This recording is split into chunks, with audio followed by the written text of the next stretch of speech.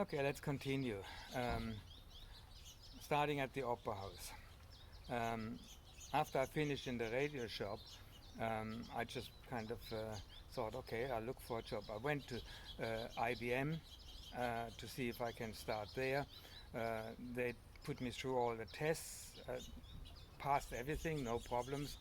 But they said my English wasn't good enough as a customer service agent to repair machines and stuff like that. So I should come back in when my English is better. Okay, so I went up to North Sydney to Siemens.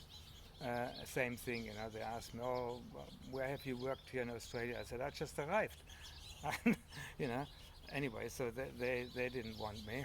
So okay, so I just walked around Sydney, had a look, asked them for places, and one day I just wandered into the building side of the Opera House, just as a matter of interest. I walked to the shed, where the heads are, the guys, and I asked them if they needed an electrician.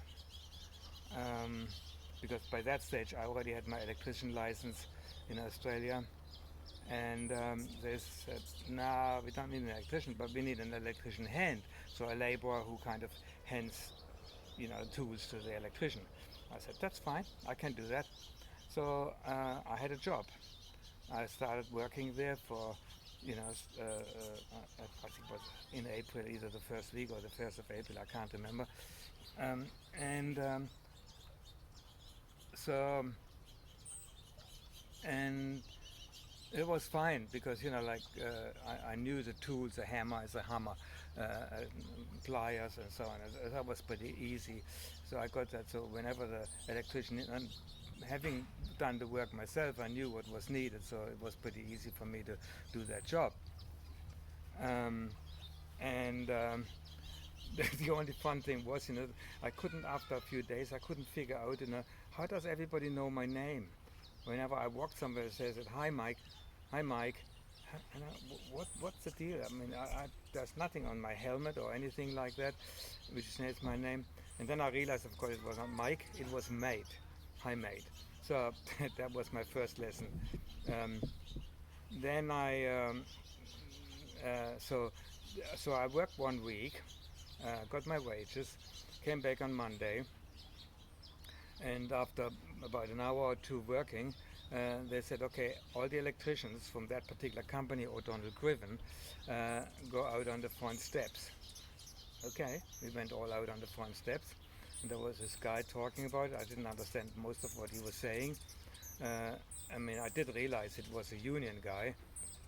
And so he was talking for a while, and then everybody started putting up their hand after he asked a question, and then he kept talking more, and then he asked another question. Everybody put up their hand again, so did I. And then everybody got up and started walking. And I said, "Well, what's happening?" "Oh, we are on strike. We're going out." "Oh, okay, let me get the tools." No. Just everything, you leave everything where it is, you just go out. That's it. Okay, so I just walked out, and I walked home, and after about 2 or 3 days, it was for more money. We wanted more money because at that time it was the last stages of getting the Opera House finished, so there was pressure, and so the company had to pay us more money, or we would go on strike, and they wouldn't get their job finished on time because it was the last stage. It was 72. And I think it was opened in the end of 72, something like that. So there was a deadline. So we went out on strike, so I kind of inquired, "So how long is that going to? A week, 2 days, whatever?" No, they said there could be a longer strike. I said, "Oh, okay, fine." I didn't want to hang around. I had about $80 in my pocket from the last week's wages. So I just went out and I thought, okay, I hitchhiked down to Melbourne, visit some friends, and I hitchhiked over to Adelaide, visit some friends, and so that was fine.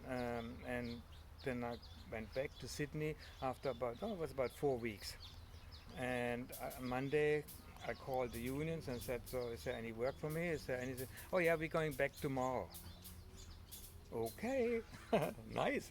So I just walked back into the site, the upper